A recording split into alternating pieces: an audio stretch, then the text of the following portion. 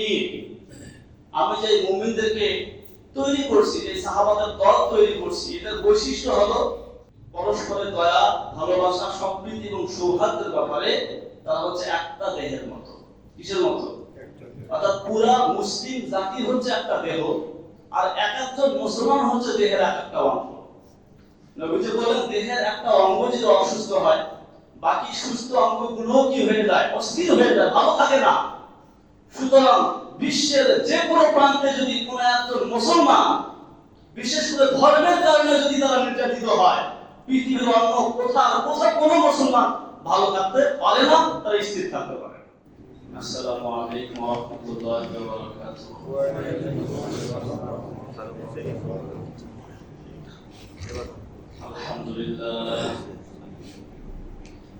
আলহামদুলিল্লাহ নাহমাদুহু ওয়া নাস্তাঈনুহু ওয়া নাস্তাগফিরুহু ওয়া নু'মিনু বিহি ওয়া নাতাওয়াক্কালু আলাইহি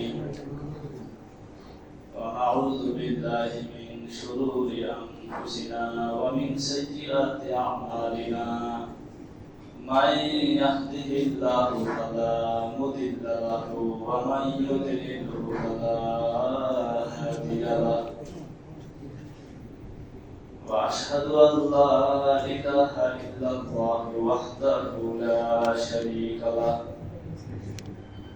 وأشهد أن محمدا عبده ورسوله الذي أرسله الله تعالى بالحق إلى الناس بشيرا ونذيرا وداعيا إلى الله بإذنه وسراجا منيرا. أما بعد فقد قال الله تعالى في كلامه المجيد وفرقانه الحميد: أعوذ بالله من الشيطان الرجيم. بسم الله الرحمن الرحيم. يا أيها الذين آمنوا من يرتد منكم عن دينه فسوف يأتي الله بقوم يحبهم ويحبونه أذلة على المؤمنين أعزة على الكافرين يجاهدون في سبيل الله ولا يخافون لومة لائم ذلك فضل الله يؤتيه من يشاء والله واسع عليم. صدق الله العلي العظيم وصدق رسوله النبي الكريم ونحن على ذلك من الشاهدين والشاكرين. سبحانك لا علم لنا إلا ما علمتنا إنك أنت العليم الحكيم. সকলেই বলি রব্বি জিদনি ইলমা ربي زدني علما رب اشرح لي صدري ويسر لي امري واحلل عقدة من لساني يفقهوا قولي. সমস্ত প্রশংসা মহিয়ান গরিয়ান সে মহান রব্বুল আলামিনের জন্য, যিনি আমাদেরকে মাগরিবের সালাত আদায় শেষে পৃথিবীর সবচেয়ে দামি এবং পবিত্র জায়গা তথা মসজিদে পৃথিবীর সবচেয়ে দামি এবং পবিত্র কিতাব কোরআনে কারিমের সাপ্তাহিক তাফসীরের জলসে বসার তৌফিক দান করলেন। এজন্য আমরা সকলেই অন্তরের অন্তঃস্থল থেকে শুকর আদায় করে বলি আলহামদুলিল্লাহ। এবং লাখো কোটি দরুদ ও সালাম বর্ষিত হোক সাইয়্যিদুল মুরসালিন খাতামুন নবিয়্যিন রাহমাতুল লিল আলামিনের পবিত্র রূহের উপর, যার উম্মত হওয়ার পরম সৌভাগ্য আল্লাহ আমাদেরকে দান করেছেন। আমরা তার সামনে সংক্ষেপে দরুদ পাঠ করে সকলে বলি সাল্লাল্লাহু আলাইহি ওয়াসাল্লাম। মুহতারাম হাজিরিন, আমি আজকে আলোচনার জন্য যে বিষয়টি নির্বাচন করেছি সেটা হলো মসজিদে আকসা ও ফিলিস্তিন এবং অভিশপ্ত ইহুদিদের পরিচয়, নির্যাতিত ফিলিস্তিন কারণ এবং উত্তরণের পথ।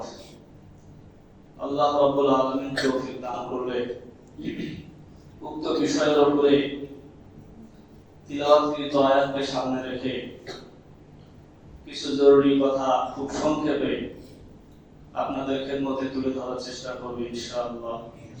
আমা তাওফীকি ইল্লা বিল্লাহিল আলিয়্যিল আযীম। মুহতারাম হাজিরিন, আপনারা অবগত আছেন আমাদের বাংলাদেশ সহ পৃথিবীর বিভিন্ন দেশে মিছিল চলছে না ফিলিস্তিনকে কেন্দ্র করে। আসলে ফিলিস্তিন বা মসজিদে আকসা এর পরিচয়, এর গুরুত্ব, মাহাত্ম্য কি, এটা আমাদের প্রজন্মের এক অংশের কাছে অস্পষ্ট। অন্যদিক থেকে ইহুদি জাতি কতটা অভিশপ্ত আমার মনে হয় সেটাও পরিষ্কারভাবে অনেকের কাছে সেই বিষয়টারও জ্ঞান নেই, অস্পষ্ট। কাজে আমি সবার আগে এই বিষয়টা পরিষ্কার করি, এরপরে কেন ফিলিস্তিনের এতটা নির্যাতিত হচ্ছে বা আমাদের কর্তব্য কি। প্রথম যে বিষয়টাতে আমি আসি সেটা হলো বর্তমান বিশ্বে মোট জনসংখ্যা 800 কোটিরও বেশি। কত? 800 কোটিরও বেশি।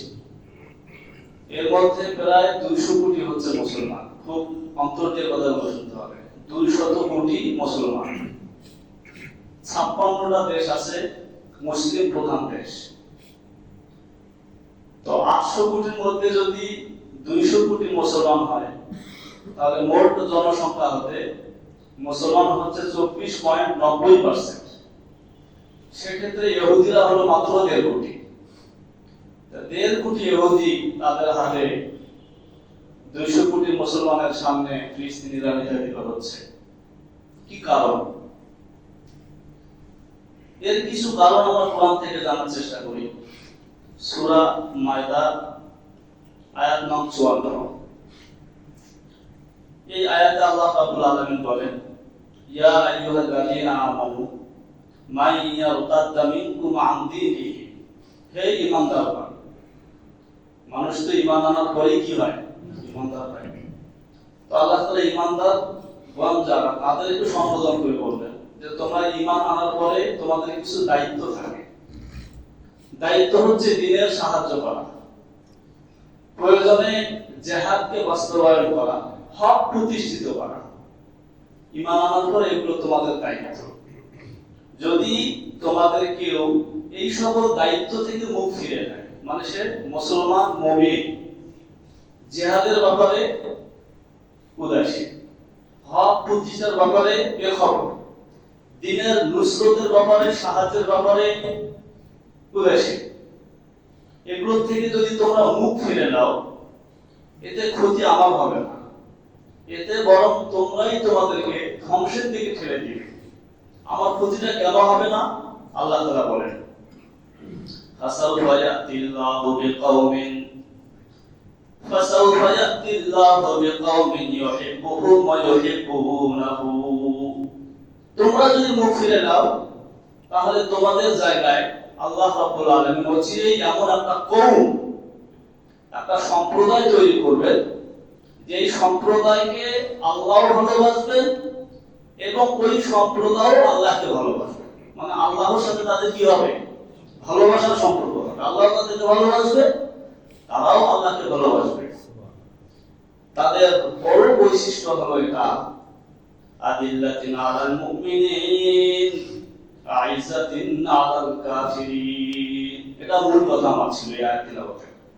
এরা হলো মুমিনদের ব্যাপারে দয়ালু, কোমল, আর কাফিরদের ব্যাপারে কঠোর।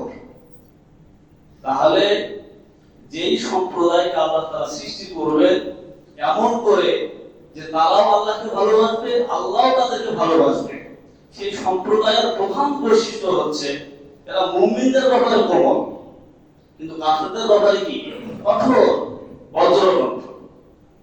এরা আল্লাহর পথে জিহাদ করবে, এক্ষেত্রে কোন নিন্দুকের নিন্দাকে তারা পরোয়া করবে না। লম্বা বিস্তারিত আলোচনার সময় আমার হবে না। তো এই আয়াত থেকে মূল যে বিষয়টা আমি নিলাম বা যেটা বোঝাতে চাচ্ছি সেটা হলো মুমিনদের বৈশিষ্ট্য হলো এরা পরস্পরে দয়ার্দ্র, কাফেরদের ব্যাপারে কঠোর এবং বজ্রকণ্ঠ। ঠিক এই কথাটাই আল্লাহ রাব্বুল আলামিন পবিত্র কোরআনের সূরাতুল ফাতহ এর 29 নম্বর আয়াতের শুরুর দিকে বলেছেন, মুহাম্মাদুর রাসূলুল্লাহ ওয়াল্লাযীনা মাআহু আশিদ্দাউ আলাল কুফফার রুহামাউ বাইনাহুম। আল্লাহ তাআলা বলেন মুহাম্মদ তিনি হচ্ছেন রাসূলুল্লাহ। এই আয়াত নাযিল হয়েছিল হুদায়বিয়ার সন্ধির ব্যাখ্যা করতে সামনে রেখে। যখন সন্ধিনামা লেখা হচ্ছিল সেখানে লেখা ছিল মুহাম্মাদিন রাসূলুল্লাহ। কুরাইশের নায়করা বলে রাসূলুল্লাহ লেখা যাবে না, শুধু মুহাম্মদ লিখতে হবে। আল্লাহ বলে হুদায়বিয়ার সন্ধিপত্রে রাসূলুল্লাহ লেখা হোক আর না হোক, আমি আল্লাহ পবিত্র কোরআনে ঘোষণা দিচ্ছি তিনি আজও এবং কিয়ামত পর্যন্ত কি রাসূলুল্লাহ, মুহাম্মাদুর রাসূলুল্লাহ। তোমাদের সন্ধিপত্রে রাসূলুল্লাহ তোমরা মুছে দিতে পারো, কোরআনে তিনি রাসূলুল্লাহ।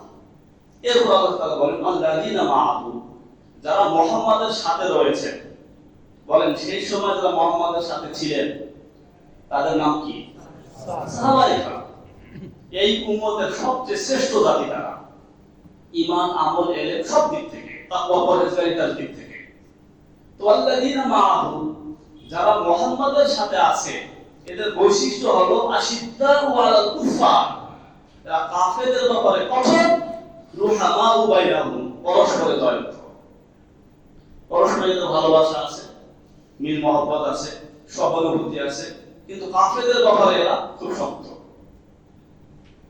ঠিক একই কথা আল্লাহ তাআলা কোরআনে কারীমের সূরাতুত তাওবার 123 নম্বর আয়াতে বলেছেন, ইয়া আইয়ুহাল্লাযীনা আমানু কাতিলুল লাযীনা ইয়ালুনাকুম মিনাল কুফফার ওয়ালিয়াজিদু ফীকুম গিলযা।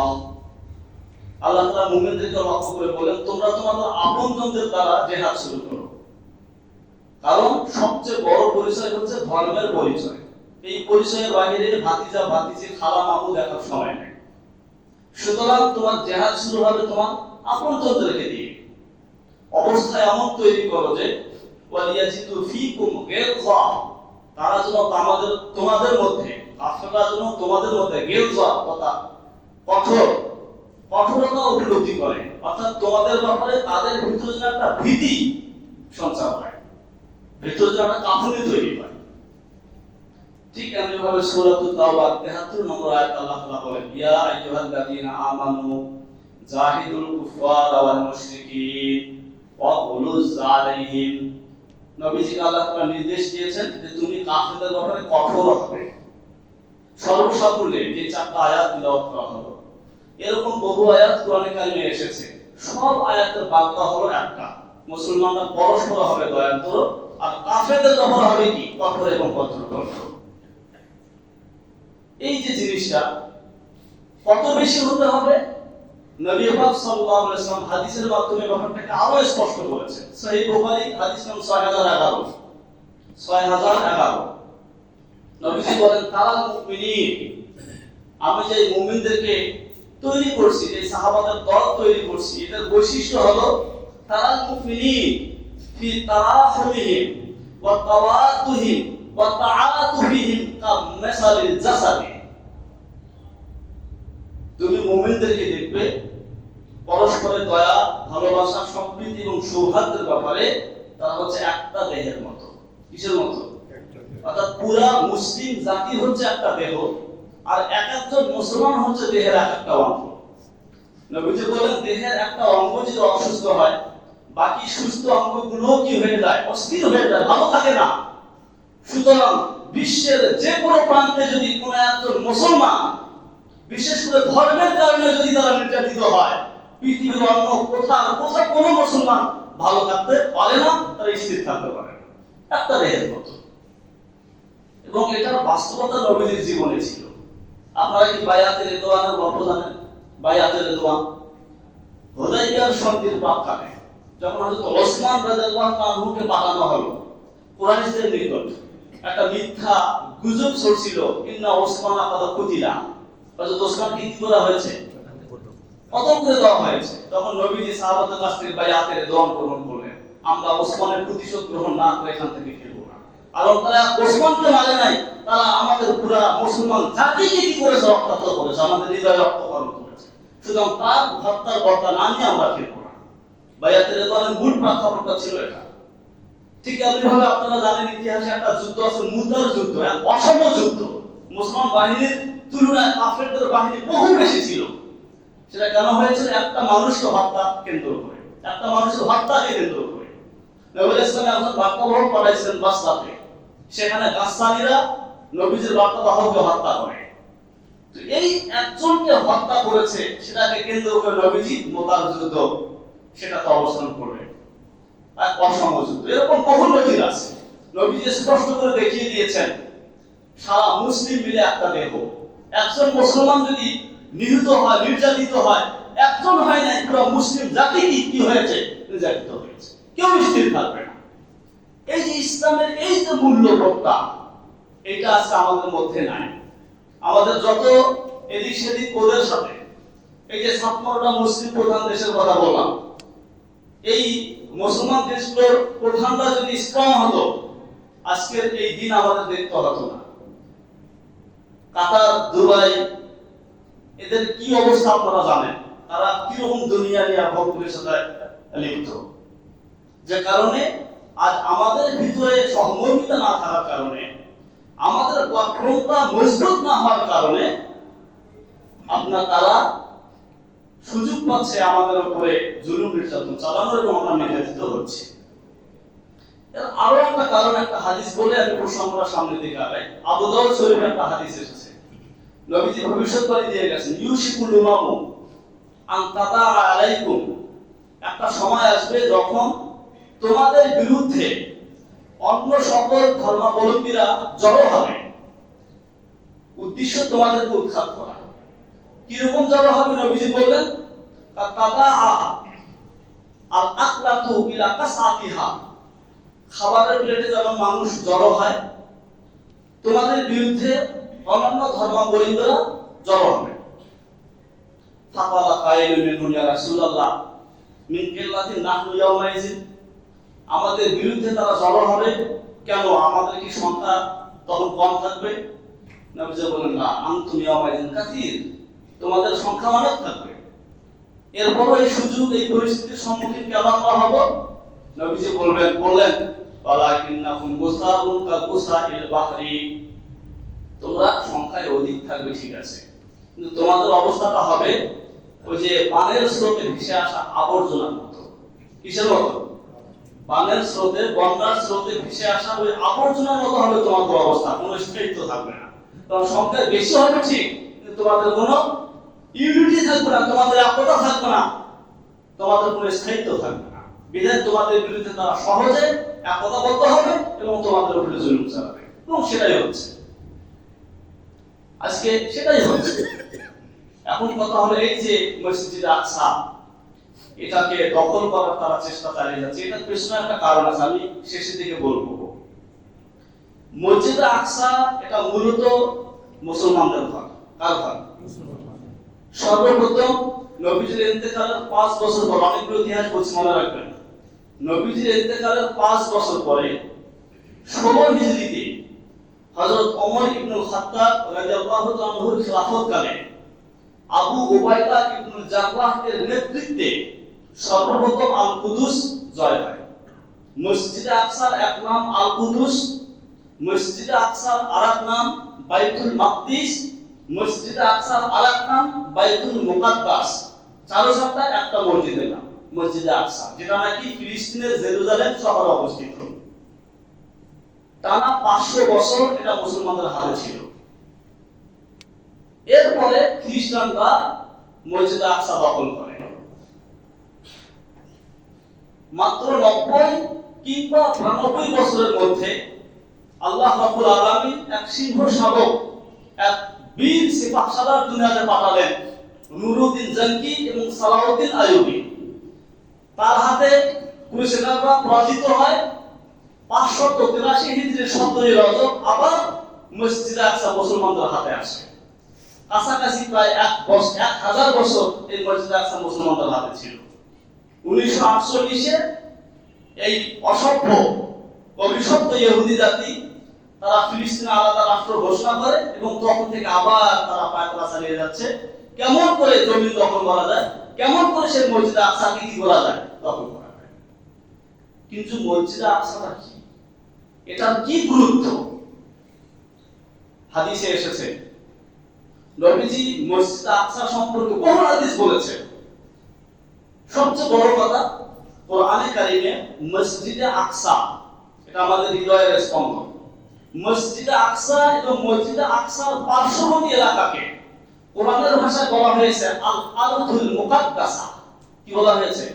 আরদুল মুকাদ্দাসা মানে পবিত্র ভূমি। যেমনটা কোরআনে এসেছে, আল্লাহ রাব্বুল আলামিন মুসার সম্প্রদায়কে বলেছিলেন, ইয়া কওমি দুখুলুল আরদাল মুকাদ্দাসাতাল্লাতী বারাকনা ফিহা, হে সম্প্রদায় তোমরা আরদে মুকাদ্দাসাতে প্রবেশ করো, মানে ফিলিস্তিনে প্রবেশ করো। ঠিক এমনি ভাবে বহু নবী রাসূলের জন্ম সেখানে হয়েছে এবং দূর দূরান্তে জন্ম হয়েছে, কিন্তু হিজরত করে আসার নির্দেশ আল্লাহ তাআলা দিয়েছেন। যেমন হযরত ইব্রাহিম আলাইহিস সালামকে যখন নমরুদ অগ্নিকুণ্ডে নিক্ষেপ করলো, আল্লাহ তাআলা বলেন আনাজ্জাইনাহু ওয়া লূতান ইলাল আরদি আল্লাতী বারাকনা ফিহা লিল আলামিন, আমি ইব্রাহিমকে এবং তার ভাতিজা লূতকে, একমাত্র যখন লূত হযরত ইব্রাহিমের উপর ঈমান এনেছিলেন, ইব্রাহিম এবং লূতকে আমি এক জমিনে পাঠালাম, যে জমিনে আমি বরকত দিয়েছি সারা বিশ্ববাসীর জন্য। জমিনটা কি স্পষ্ট হাদিসের কিতাবে এসেছে, তাফসীরে মাওয়ারদিতে এসেছে। ওই জমিনটার নাম হচ্ছে ইলা আরদিস শাম। সেই সময়ের শাম, লেবানন, জর্দান এবং আপনার সিরিয়া, ফিলিস্তিন মিলে ছিল, তার মানে ফিলিস্তিন। এবং মসজিদে আকসার আশেপাশে এই পরিমাণ নবী রাসূলের কবর আছে, সারা পৃথিবীর আর কোথাও এত কবর নেই। জায়গাটা কত দামি তাহলে। এবং পৃথিবীর শ্রেষ্ঠ জামাত কায়েম হয়েছে মসজিদে আকসা। মসজিদে হারামও এরকম জামাত কায়েম হয়নি। আশ্চর্য হচ্ছে, শোনেন বলি, আশ্চর্য কেটে যাবে। নবী আলাইহিস সালাম মেরাজের রাতে মসজিদে হারাম থেকে মসজিদে আকসাতে গেলেন, সেখান থেকে সাত আসমান পাড়ি দিলেন, যা যা করার বলেন, ফিরে আসলেন। ফিরে আসার সময় নবীদের একটা জামাত রাসূলকে স্বাগত জানানোর জন্য মসজিদে আকসা পর্যন্ত এসেছে। হাদিস এসেছে বুখারীতে, নবীজি বলেন ওয়া আনা ফি মাকশারিল আম্বিয়া, তখন আমি নবী রাসূলদের একটা দলের মধ্যে নিজেকে দেখতে পেলাম। ফাইজা মূসা কাইমুন ইউসাল্লি ওয়া ইজা ঈসা ইবনে মারইয়াম কাইমুন ইউসাল্লি ওয়া ইজা ইব্রাহিম কাইমুন ইউসাল্লি, আমি সেখানে মূসাকে দেখেছি নামাজ পড়তে। তার বিবরণটা এমন, দেখতে এরকম লম্বা হাদিস। আমি ঈসা ইবনে মারইয়ামকে সেখানে নামাজ পড়তে দেখেছি, ইব্রাহিমকে নামাজ পড়তে দেখেছি। ফাহানাতিস সালাফা আমানতুহু, ইত্তবসরে নামাজের সময় হলো। তাফসীরের কিতাবে এসেছে, মুহাদ্দিসিনে কেরাম বলেন এই নামাজ বলতে ফজর নামাজ। নামাজের সময় হলো আর আমি তাদের ইমামতি করলাম। তাদের মধ্যে কাদের, এই অংশটা আরো স্পষ্ট হবে নাসাই শরীফের একটা হাদিস যদি যোগ করেন। নবীজি বলেন ফাজুমি আলী আল আম্বিয়া, আমাকে কেন্দ্র করে মসজিদ আকসার ভিতরে সমস্ত নবী রাসূলকে জমা করা হলো। মানে আদম থেকে নিয়ে শেষ নবী মুহাম্মদ পর্যন্ত যত লক্ষ নবী রাসূল আল্লাহ তাআলা দুনিয়াতে পাঠাইছেন, সবাইকে জমা করছে কোথায়? মসজিদ আকসার ভিতরে। ফাকাত কামানি জিবরিল, এরপর আমাকে জিবরাইল সামনে আগায় দিলেন। আমানতুহু, আমি তাদের ইমামতি করলাম। এবার বলেন, ইমাম হলেন শেষ রাসূল, মুক্তাদি হলেন হযরত আদম থেকে ঈসা পর্যন্ত 2 লক্ষ বা 100 লক্ষ নবী রাসূল। এরকমের জামাত মসজিদ আকসার বাহিরে আর কোথাও হয়েছে? এরকম দামি একটা জায়গা হচ্ছে মসজিদ আকসা, এরকম দামি। মুসলমানদের দ্বিতীয় প্রাচীনতম মসজিদ হচ্ছে মসজিদ আকসা। সহিহ বুখারী বর্ণনা, আবু যার রাদিয়াল্লাহু আনহু থেকে বর্ণিত, তিনি বলেন ইয়া রাসূলুল্লাহ আইয়ু মাসজিদিন ফিল আরদি আউয়াল রুজিয়া, পৃথিবীর বুকে সর্বপ্রথম কোন মসজিদ নির্মিত হয়? নবীজি উত্তরে বলেন আল মাসজিদুল হারাম। কোন মসজিদ? মসজিদ হারাম, কাবা ঘর, বাইতুল আতিক, প্রাচীনতম মসজিদ মুসলমানদের। আবু যার আবার রাসূলকে প্রশ্ন করেন সুম্মা আইয়ু মসজিদ, এরপর কোন মসজিদ? নবীজি বলেন আল মাসজিদুল আকসা, মসজিদে আকসা। আবু জাহল আবার প্রশ্ন করলেন কাম বাইনাহুমা, মসজিদে হারাম নির্মিত হওয়ার কত বছর পরে মসজিদে আকসা নির্মিত হয়েছে? নবীজি বলেন আরবাউনা সানা, 40 বছর। তাহলে মসজিদে হারাম হলো প্রথম প্রাচীনতম মসজিদ, আর মসজিদে আকসা হচ্ছে দ্বিতীয় প্রাচীনতম মসজিদ। নবীজি বলেছেন লা তাশুদু রিহাল ইল্লা ইলা সালাসাতি মাসাজিদ, তিনটা মসজিদকে কেন্দ্র করে তোমরা সফর করতে পারো। মানে তিনটা মসজিদকে কেন্দ্র করে নবীজি সফর করতে উদ্বুদ্ধ করেছেন। এক হলো মসজিদে হারাম, দুই মসজিদুর রাসূল মানে মসজিদে নববী, তিন মসজিদে আকসা। কথা বুঝে আসতেছে? নবীজি বলেছেন মসজিদে হারামে নামাজ পড়লে 1 রাকাতে 1 লক্ষ, মসজিদে নববীতে নামাজ পড়লে 1 রাকাতে 1000, আর মসজিদে আকসাতে নামাজ পড়লে 1 রাকাতে 500 রাকাত। কত? 500 রাকাত। এরকম অসংখ্য হাদিস এসেছে যেগুলো দ্বারা মসজিদে আকসার গুরুত্ব, তাৎপর্য এবং মর্যাদা প্রমাণিত হয়। এমনকি বলা হয়েছে হাদিসে, যদি কেউ মসজিদে আকসাতে গিয়ে নামাজ পড়ার সুযোগ না পায়, সে দূর দেশ থেকে যেন তেল হইল পাঠায়, ইউসরাজু ফিহা, যে তেল দিয়ে মসজিদে আকসাতে বাতি জ্বালানো হবে। সেটা সেই জামানার কথা, যে জামানায় এগুলো ছিল না। তেল হলো সে পাঠাবে। যদি কেউ তেল পাঠায়, আর্থিক সহযোগিতা পাঠায়, তাদের নসরতে এগিয়ে আসে, সে কেমন যেন নিজের মসজিদে আকসাতে আসলো আর সেখানে নামাজ পড়ে। মুসলিম আহমদের হাদিস।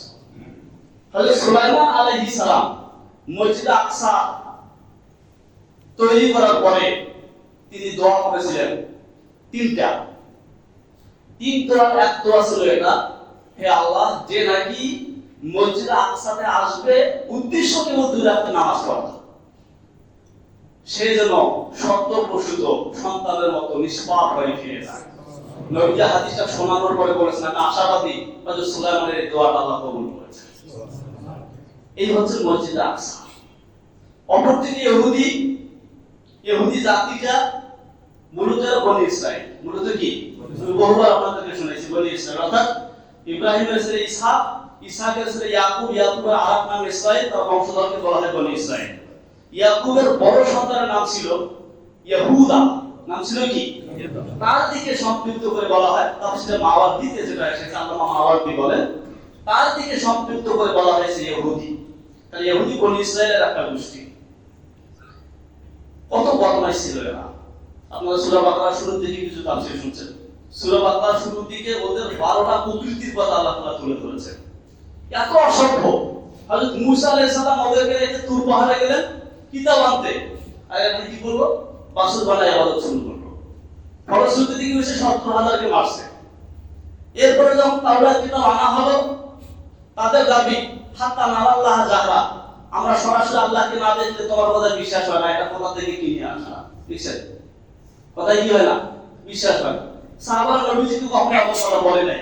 অসভ্য ইহুদিরা হযরত মূসাকে যা বলেছে চরম কষ্ট দিয়েছে। শনিবারের দিন মাছ মারা যাবে না, কৌশল করবো আটকায় আপনার রবিবারের দিন মাছ মারা শুরু করবো। পর্যায়ে এমন একটা আসলো যে শনিবারের দিনে মাছ শিকার শুরু করলো, ফলশ্রুতিতে বান্দর বানাই দিল। বাকি বর্তমানের বানর কিন্তু সেই বানর না। অনেকে বলে এই বানর কি সেই বানর? ওই বানর শেষ, কিছুদিনের মধ্যে ওটা বিলুপ্ত হয়ে গেছে। হযরত মূসাকে তারা দোষারোপ করেছিল, মূসা তাদের সামনে গোসল করে না, সেই ধরনের লুঙ্গ হয়ে গোসল করা যেত। হযরত মূসা আলাদা হয়ে গোসল করতেন। তারা বলল ওনার হার্নিয়ার রোগ আছে। কিসের রোগ আছে? কত নিকৃষ্ট জাতি এটা, মানে হার্নিয়ার রোগ আছে। আল্লাহ সেটাও প্রমাণ করে দিয়েছেন না মূসার হার্নিয়ার রোগ ছিল না। হযরত মারিয়াম আলাইহিস সালামের ব্যাপারে ব্যভিচারের অপবাদ দিয়েছে ইহুদিরা, সরাসরি আল্লাহর সাথে বেয়াদবি। দেখেন ময়দানে তীর আছে না, ওই তীর ময়দানে রাখলে ঘরে 40 বছর। আল্লাহর দয়া হলো তাদের প্রতি, আর কতদিন ঘুরবে? ঠিক আছে, এখন তোমরা ওই যে নগরীতে প্রবেশ করো, বাকি নগরীতে প্রবেশকালে তোমরা নতশীল হয়ে প্রবেশ করবে, আর প্রবেশ করার সময় একটা বাক্য বলবে, হেত্তাহ। কি বলবে? বলেন না সবাই, কি হেত্তাহ? হেত্তাহ এর অর্থ হচ্ছে আল্লাহ আমাদেরকে ক্ষমা করেন, আমরা ভুল করছি। তাতে হবে কি? নাগফিরুল্লাহু, সূরা বাকারাতে এসেছে আমরা ক্ষমা করে দিব, আমি ক্ষমা করে দিব। এই বদমাশরা করলো কি? যখন নগরীতে ঢোকার সময় আসলো, হেত্তাতুন শব্দকে পরিবর্তন করিয়া বলবো হাব্বাতুন ফি শারা, আল্লাহ গমচাই গমচাই। ওদের কি গমচাইতে কইছে? ক্ষমা চাইতে কইছে। ওরা চাই কি? মান্না সাবা দেওয়া শুরু করছে, ভালো লাগে না, লাম নাসবির আলা তাআমিন, এক খাবার ভালো লাগে না, অন্য কিছু ব্যবস্থা করো। মানে এদের অভদ্রতার কোনো শেষ নেই। পরিশেষে এসে আমাদের রাসূল সাল্লাল্লাহু আলাইহি ওয়াসাল্লাম তাকেও ছাড়ে নেই, হত্যার চেষ্টা করছে, জানেন তো আপনারা। আর রাহিতু মাকতুম খুলে যদি বলেন দেখবেন 3বার চেষ্টা করছে হত্যা করার। কয়বার? প্রথমবার চেষ্টা করেছিল যখন নবীজিকে মীমাংসার জন্য রেখেছে, আমি খুব সংক্ষেপে বলছি। দেয়ালের পাশে বসিয়ে এই ধুরন্তরা যেটা করেছিল সেটা হলো বড় একটা পাথরের দেয়ালের উপরে উঠছে, রাসূলের মাথা ছেড়ে দিবে। ওই মাধ্যমে রাসূলকে জানানো হলো, রাসূল সরে আসলেন। এক চেষ্টা ব্যর্থ হলো হত্যা। 2 নম্বরে এক ইহুদি মহিলা ছাগলের গোশত রান্না করে বিষ মিশিয়ে রাসূলকে খাওয়াইছে। প্রথম গোশত মুখে দেওয়ার সাথে সাথে গোশত বলে উঠছে আমার মধ্যে বিষ আছে, কিন্তু ততক্ষণে বিষের ক্রিয়া রাসূলের মধ্যে চলে গেছে। সুনান আবু দাউদের হাদিস, এই ঘটনার 3 বছর পরে নবীজি যখন ইন্তেকাল করেন, আমাদের আয়েশা সিদ্দিকাকে লক্ষ্য করে বলেছিলেন, ওই যে ইহুদি মহিলা আমাকে বিষ পান করাইছে, সেই যন্ত্রণা আমার মনে হয় শিরা উপশিরা ছিঁড়ে যাচ্ছে। দ্বিতীয় চেষ্টা ব্যর্থ হয়েছে, চেষ্টা করছে তারা।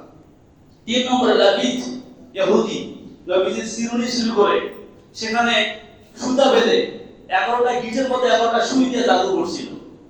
6 মাস পর্যন্ত রাসূলের কথা মনে থাকে না, মারাত্মক অসুস্থ হয়ে পড়েছে। আমরা আয়েশা সিদ্দিকা বলে রাসূল একটা কথা বললে পরে এটা ভুলে যেতেন, এইরকম অসুস্থ হয়ে পড়েছিলেন। সূরা নাস ফালাক নাযিল হলো, 11টা আয়াত দিয়ে জাদু বিষ্ণিয়া শেষ, জাদুর আসর শেষ। কয়বার চেষ্টা করছে? 3বার। রাসূলের ইন্তেকালের পর হযরত ওসমানকে শহীদ করেছে কারা? ইহুদি চক্র। হযরত হাসান ইহুদি চক্র, হযরত হোসেনকে কারবালা ময়দানে ইহুদি চক্র, পুরো ইসলামী সালতানাতকে নরবত করে দিয়েছিল অভিশপ্ত ইহুদি সম্প্রদায়। যে কারণে আল্লাহ রাব্বুল আলামিন তাদের ব্যাপারে বলে দিলেন, আযলিবাত আলাইহিমুজ জিল্লাতু ওয়াল মাসকানা ওয়া বাউ বিগাদাবিন মিনাল্লাহ। এই ইহুদিরা তোমাদের উপরে লাঞ্ছনা এবং দরিদ্রতার ছাপ মেরে দেওয়া হবে, তোমরা আল্লাহর গজব নিয়ে ফিরলে, অর্থাৎ তোমরা যেখানেই যাবে তোমাদের সাথে রয়েছে আল্লাহর অভিশাপ আর গজব। আমরা প্রতিদিন সূরা ফাতিহা পড়ি, কি আছে লাস্টে?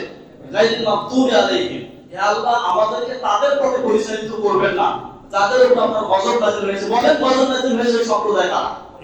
ইহুদি। ইহুদি আল মাগদুব আলাইহিম বলে ইহুদিকে বোঝানো হয়েছে। এত মারাত্মক এক অভদ্র জাতি হচ্ছে ইহুদি, যে কারণে ইতিহাস বলে কখনোই এদের কোনো স্থায়ী বসতভিটা ছিল না। তাদের ইহুদিদের খুব বেশি যদি না যাই, রাসূলের যুগ থেকে যদি শুরু করি, তো রাসূলের যুগের পূর্বকালে আপনারা জানেন যে ইরান আর রোমের ঘটনা আপনারা জানেন, সূরা রুম নাযিল হয়েছে। এই রোমানরাই মূলত ইহুদি। বিভিন্ন শাসক দ্বারা এই রোমানরা বিতাড়িত হয়, পৃথিবীর বিভিন্ন জায়গায় তারা পালিয়ে যায়। একটা দল এসেছিল আরবের হেজাজ অঞ্চলে, পরবর্তীতে নবীজির ব্যাপারে ষড়যন্ত্র, নবীজি তাদেরকে সেখান থেকে মদিনা থেকে বিতাড়িত করলেন। এই যে শুরু হলো বিতাড়িত, কি শুরু হলো? এদের কখনোই বিতাড়িত ছাড়া কিছু নেই, সামনেও বিতাড়িত আছে। গাছও পাথর এদেরকে জায়গা দিই না, হাদিস শোনাবো শেষের দিকে।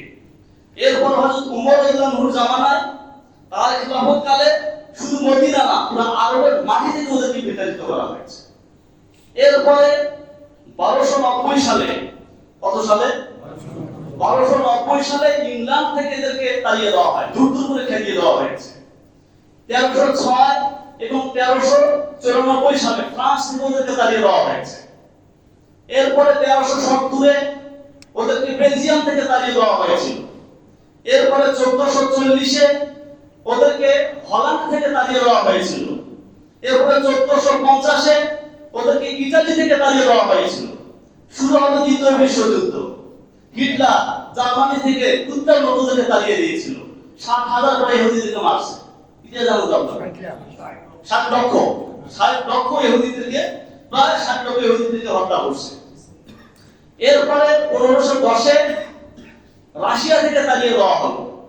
সর্বশেষ 1920 থেকে 1940 পর্যন্ত এই সময়টাতে এরা ইউরোপ থেকে পালিয়ে ফকির আর মিসকিন সেজে আশ্রয় নিয়েছিল কোথায়? ফিলিস্তিনে। 1948 সালে ব্রিটিশদের ছত্রছায়ায় সম্পূর্ণ বেআইনিভাবে ফিলিস্তিনিদের জমি দখল করে এরা একটা আলাদা রাষ্ট্রের কি দিল, ঘোষণা দিল। সেই থেকে শুরু হলো জমি দখল আর মসজিদে আকসা দখলের পায়তারা।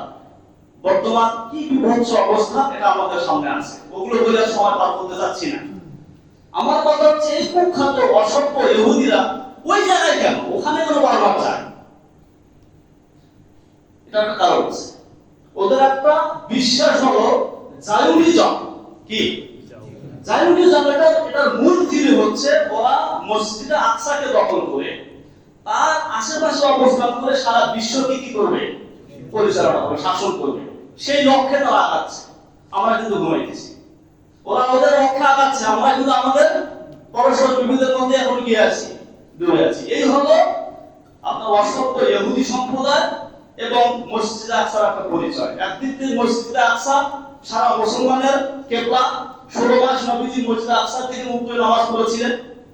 দ্বিতীয় প্রাচীনতম মসজিদ, মর্যাদার দিক থেকে 3 নম্বরের স্থানে, সারা মুসলিম উম্মাহের হৃদয়ের স্পন্দন। দাজ্জাল আসবে, তাকে প্রতিহত করার জন্য ঈসা আসবে কোথায়? বাংলাদেশে। মাঝে মাঝে শোনা যায় পাকিস্তানে বের হয়েছে, ভারতে বের হয়েছে, ফিলিস্তিনে আসবে ঈসা আলাইহিস সালাম। কোথায়? ফিলিস্তিনে আসবে। তার হাতে তার ইহুদিরা শেষ হয়ে যাবে, সে ধ্বংস হয়ে যাবে, তাকাবে আর সে বলে শেষ হয়ে যাবে। এই হচ্ছে একদিকে ইহুদি, একদিকে ফিলিস্তিন এবং মসজিদে আকসা।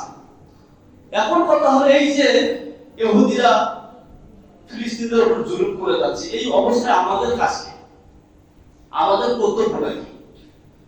আমাদের মধ্যে অনেকে শোনা যায় তারা বলে আমরা কি করব? আল্লাহ তাআলা এত ক্ষমতার মালিক, তিনি কি দেখছেন না? তিনি কি একটা কিছু করতে পারেন না? তার কুদরত দেখা, ক্ষমতা দেখা, এরকম অনেক লোককে আমি বলতে শুনি। এটা আমি বলি, কিন্তু আপনি শোনেন আল্লাহ আমাকে কি বলেন। যদি কোনো দেশ কিংবা গোত্র কিংবা এলাকা যদি আক্রান্ত হয় এবং তারা যদি আল্লাহর কাছে ফরিয়াদ করে, হে আল্লাহ আমাদেরকে রক্ষা করেন, এই জালেম সম্প্রদায় থেকে আমাদেরকে মুক্তি দেন, তখন আপনার আমার উপরে আল্লাহর বার্তাটা কি? যেটা সূরা নিসার ৭৫ নম্বর আয়াতে এসেছে।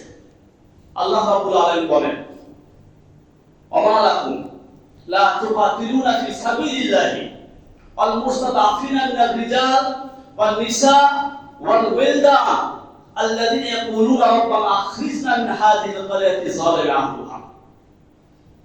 তোমাদের ভালোটা কি?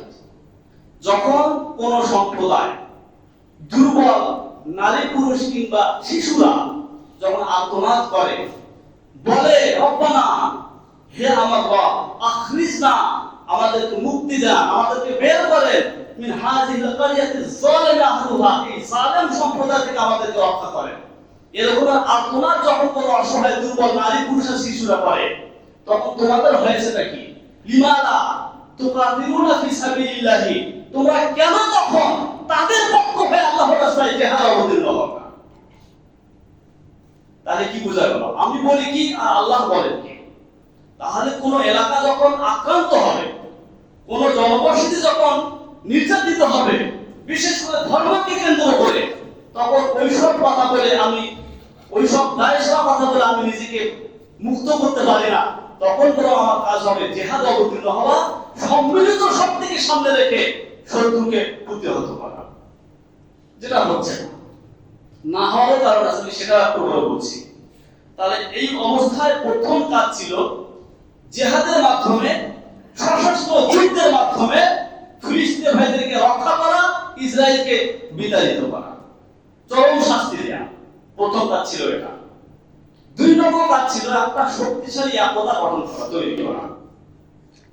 আমরা অনেকে শুধু একতার কথা বলি, কিন্তু এর একটু সামনে গিয়ে আরেকটা কথা বুঝতে চেষ্টা করি না। আমি সেটা আজকে বলি, ভালো করে বুঝেন। একতা বদ্ধ হইতে হবে, কিন্তু সেটা কিসের উপরে?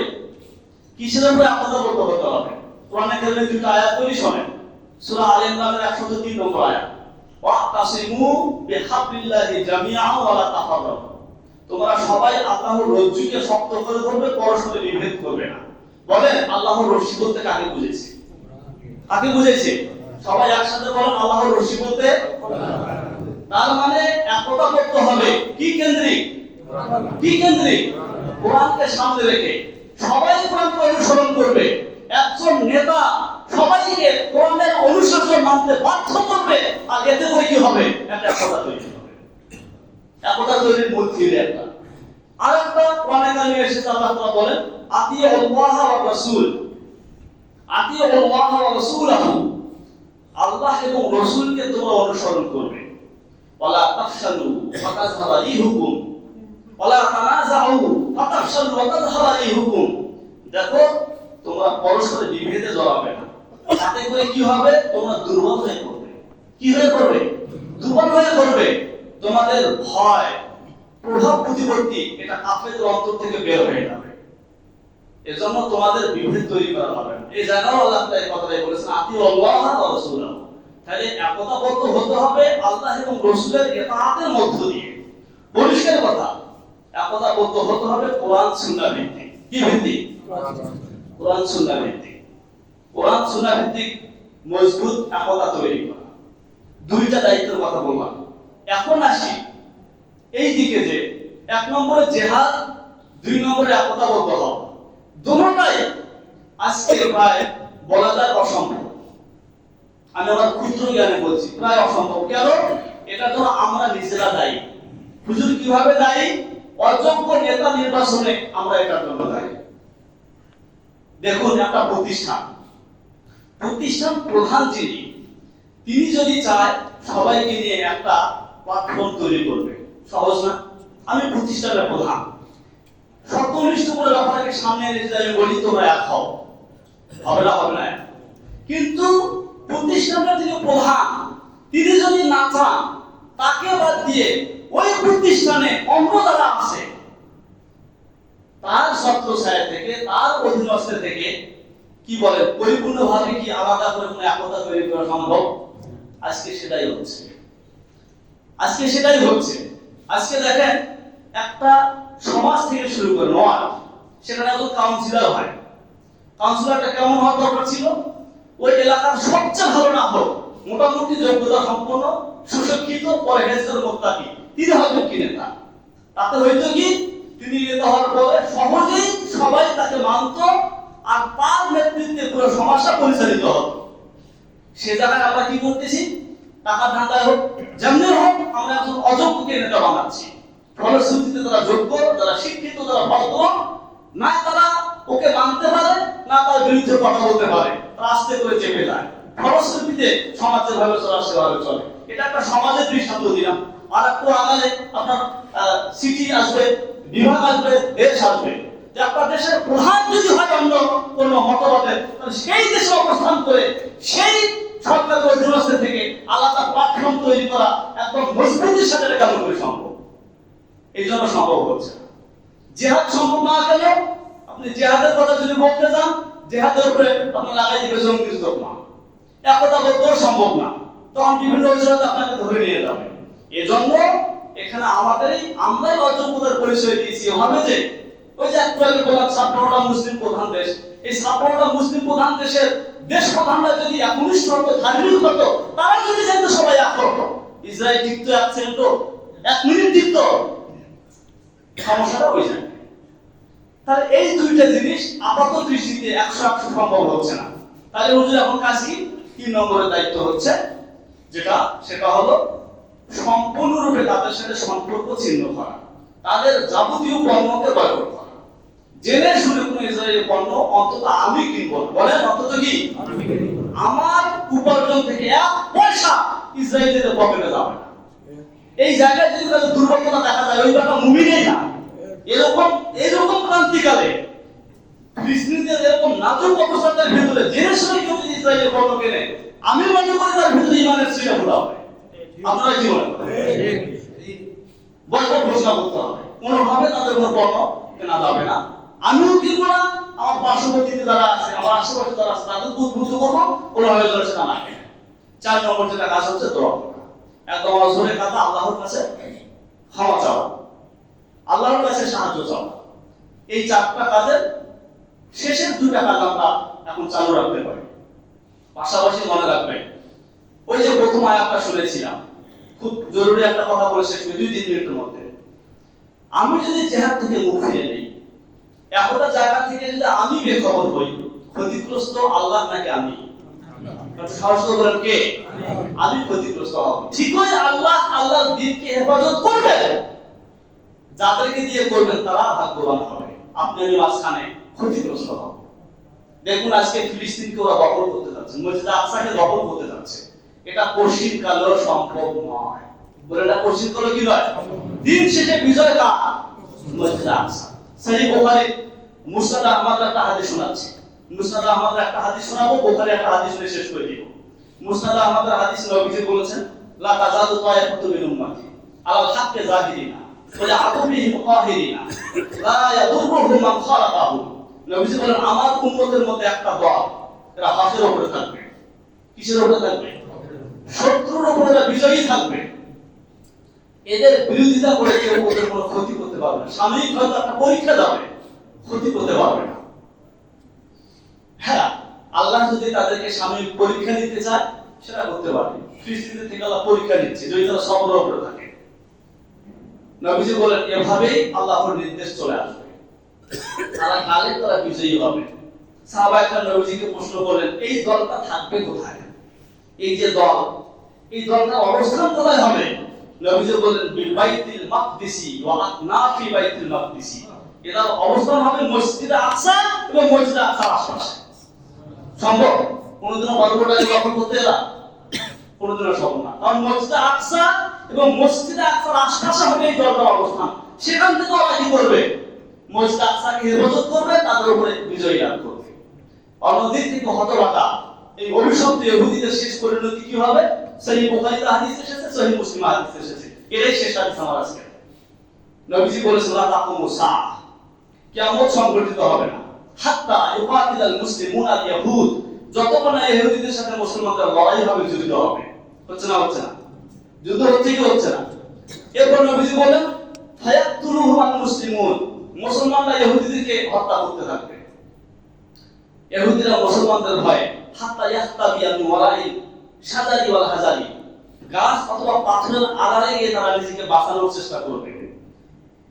ফাকালা শাজারু ওয়াল হাজারু ইয়া মুসলিম ইয়া আব্দুল্লাহ মিন ওয়ারাই ইহুদিয়ুন ফাতাআল ফাকতুলহু। তখন ওই গাছ আর পাথর কথা বলবে, মুসলমানদেরকে বলবে, হে আল্লাহর বান্দা, আসো, ওই যে আমার পিছনে একটা বদমাশ লুকিয়ে আছে, ওইটা ধরো আর হত্যা করো।